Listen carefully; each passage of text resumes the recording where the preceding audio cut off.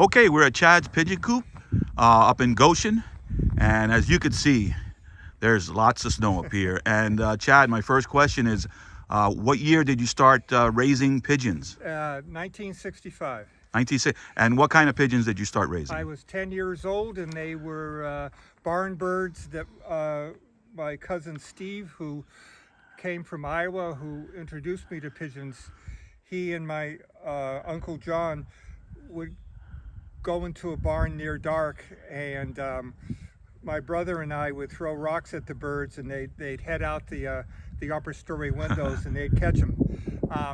Later we had fantails and various tumblers a little bit, and it was later on that I got into homers. Okay. And what's inside this coop right here? This loft, I'm sorry. Well, probably the one more thing about this, my cousin Steve in 1967 went off to the Air Force and then to Vietnam.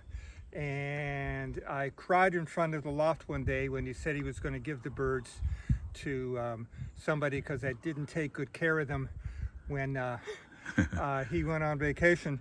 And I promised I would, and he relented. And I told him I'd keep them till he got back. And he never made it out of Vietnam. He went MIA October 18th, 1968. Sorry. And I kept those birds for a long time because I promised to do so. That really got me locked in to raising birds. Later on, I got into the homers. Okay, so this small loft here is this one's empty right now. Yeah, it will have the young birds when will arrive when they're a month old. Yep. All right, and then we'll work our way down over here, Winter Wonderland.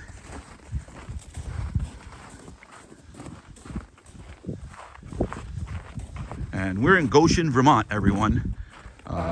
All 170 of them. And this loft here has the unpaired homers right now. Yeah. And 6 of them in here. Oh, these are looking really nice. Yep, Yeah. they're in good shape. We got a blackjack, I would call it, and a few blue bars. Yeah. One with a white flight there. And they got it made here. Yeah. They're living good. And then down here, Chad has... I have eight pair of mated up 6 days ago. He's got 8 pairs. That's 16 birds. Let's get the front of this baby. And boy, did I wish I would have made my loft like this. I love it.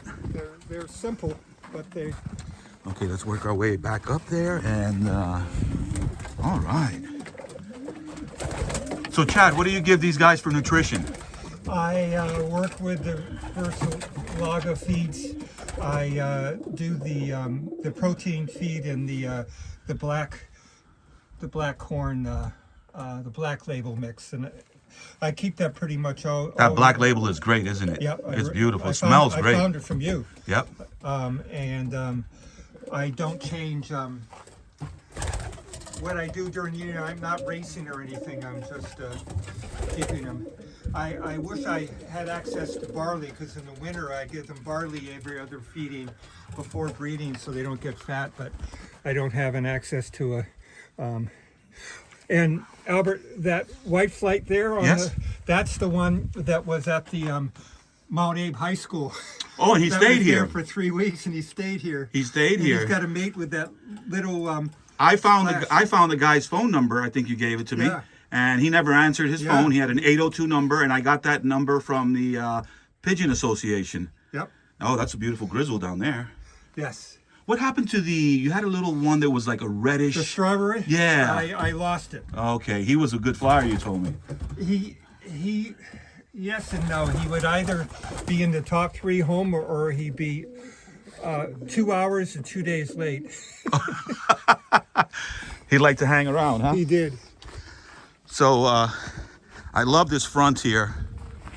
And so how have you been flying these last 2 months? Have you let them out? I let them out pretty much every day. Okay, I haven't let mine out. When there's snow, I'm a little sketchy on letting them out because of landing. Yep. They have to land on my garage, basically, or Well, on top of that. I keep at least these landing boards free, and that oak tree is where they will go to, and then they'll come down. Okay. Yeah.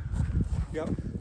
So it still works. I try to get them out, and oftentimes they just fly to the tree and they don't do any actual flying. You know, last week they took off for 2 hours. They got chased by a hawk. You know, that's going to happen regularly. And I had a goshawk get into the other loft. that loft. That's a nice view from here on that loft. Yep. And the goshawk scrunched down and went through the small traps. They go in. Yeah. And, they're hungry enough, right? Yeah. But generally, I'm not having hawk issues anymore. I think in these large pines, I have nesting pairs of crows, and they're chasing the. That's what I do. The barred owls and and the. I feed I have a compost. They right, go, you said that. There's 20, 30 of them in there in the morning. Yeah, that'll keep the. And they actually start squawking when I come out the door because they know I may put some compost out. That's great. Them and the blue jays. The blue jays help a little bit too. Yes. Oh, they're just they're like geese. Yes. Having geese. Well, they warn you that there's a hawk. Yes. And they'll go above them in the tree and start making noise. I don't know if you've noticed that. I don't think I have, but I'm not surprised with the way they work.